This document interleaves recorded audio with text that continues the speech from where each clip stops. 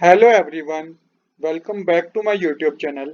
आज हम करेंगे टीएस ग्रेवाल क्लास 11th की अकाउंटेंसी का चैप्टर 5 जिसका नाम है अकाउंटिंग इक्वेशन का सॉल्यूशन नंबर 6।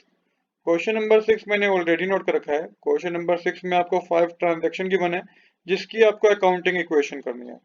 क्वेश्चन नंबर 6 मैंने ऑलरेडी नोट कर रखा है। अब इसके फॉर्मेट को समझ लेते हैं।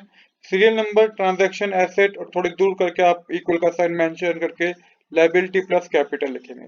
एसेट में आप उन सब एसेट्स के नाम लिखेंगे जिनकी बात इन क्वेश्चन में हो रही होगी। जैसे इस क्वेश्चन में कैश, स्टॉक और मशीनरी की बात हो रही है। लायबिलिटी में क्रेडिटर की बात हो रही है। कैपिटल तो कैपिटल होता ही है।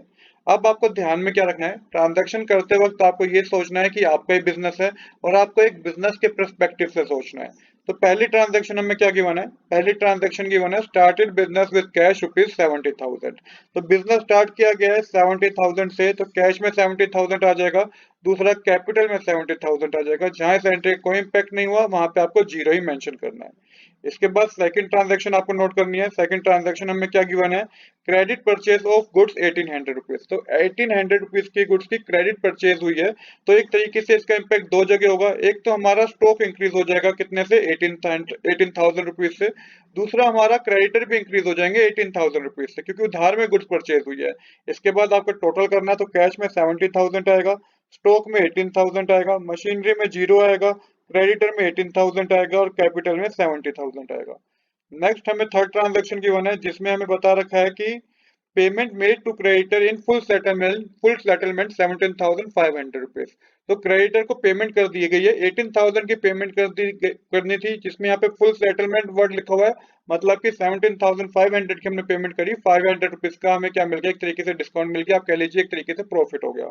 अब कैश में पेमेंट करिए तो हमारे पास कैश कम हो जाएगा। कैश कितने से कम हो जाएगा हमारे पास, कैश हमारे पास 17,500 से कम हो जाएगा, तो माइनस कर दीजिए। साथ ही 18,000 आपको क्रेडिटर में से पूरा माइनस करना है।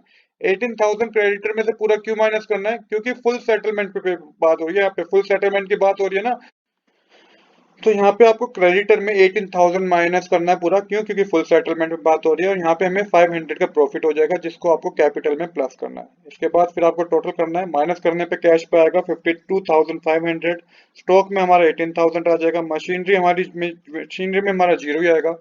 क्रेडिटर में भी हमारा जीरो हो जाएगा क्योंकि 18,000 के 18,000 हमने पे कर दिए और हमारा जो कैपिटल होगा वो 70,500 होगा। इसके बाद फोर्थ ट्रांजैक्शन है purchase of machinery for cash 20,000। तो 20,000 की मशीनरी परचेज की गई है कैश में, तो कैश कम हो गया हमारे पास, 20,000 माइनस कर दीजिए।